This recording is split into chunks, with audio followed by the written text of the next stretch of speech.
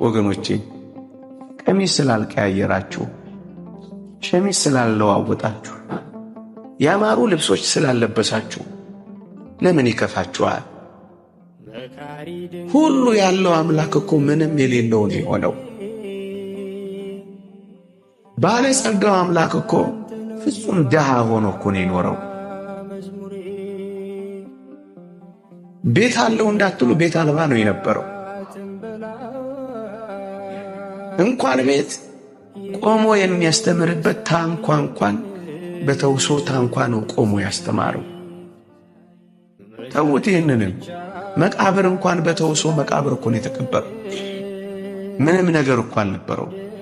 ስለ ሁላችን ባለጠግነት ድሃ ነው ሆኖ የኖረው ወገኖቼ። እስከዚህ ድረስ ወርዶ ያስተማረን በየትኛውም የኑሮ ሁኔታ ውስጥ እግዚአብሔርን እንዳንክደው አብነት እኮ ነው የሆነን ያለው። ቤተ መንግሥት አይደለም በረትን የተወለደው። ያማሩ መጎናጸፊያዎች አይደለም የለበሰው፣ ቅል ነው የለበሰው። ከሄሮድስ ሴት ልጆች ከአንዲቱ አይደለም የተወለደው። አባትና እናቷን በልጅነት ካጣች ምንም ከሌላት ከመቤታችን እኮ ነው የተገኘው። ምንም የሌለን እንኳን ብንሆን ተስፋ እንዳንቆርጥ ሕይወቱ እኮ አብነታችንና ራያችን እኮ ነው። ለወፎችና ለዋኖሶች ለጨረባዎች ቤት አላቸው።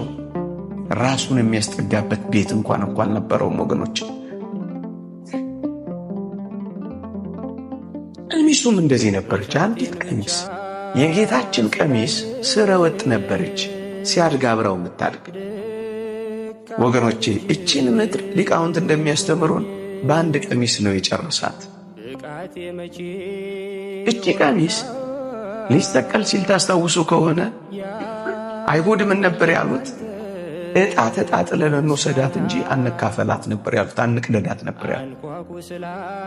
በዚህ ምክንያት ዕጣ ተጣጥለው ወሰዷት እንጂ ቀሚሱ አልተቀደደችም፣ ቀሚሱ አልተሰነጠቀችም፣ ቀሚሱ አልተቆረጠችም። ይህም ጥልቅ ትምህርትና ምልክት አለው ይላሉ ሊቃውንት። ምን አንድ ሊቅ እንዲህ ይላል፣ የክርስቶስ ልብሶችማ ምእመናን ናቸው ይላል። እዩ እሱ እኛን ልብስ ሆኖን ብቻ ላበቃ፣ እኛም በምግባር ስናሸበርቅ፣ እኛም በቅድስና ስናጌጥ ልብሶቹ ያደርገናል። አለባሲሁ ለክርስቶስ ምእመናን ሞንቱ፣ የክርስቶስ ልብሶቹማ ምእመናን ናቸው ይላል ሊቁ። አያችሁ፣ ልብሱ ያለ መሰንጠቁ፣ ልብሱ ያለ መቀደዱ፣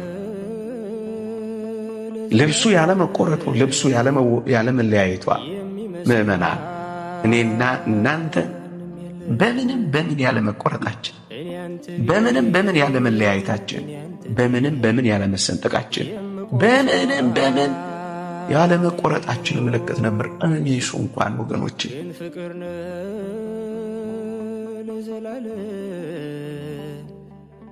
የሚመስል ማንም የለም።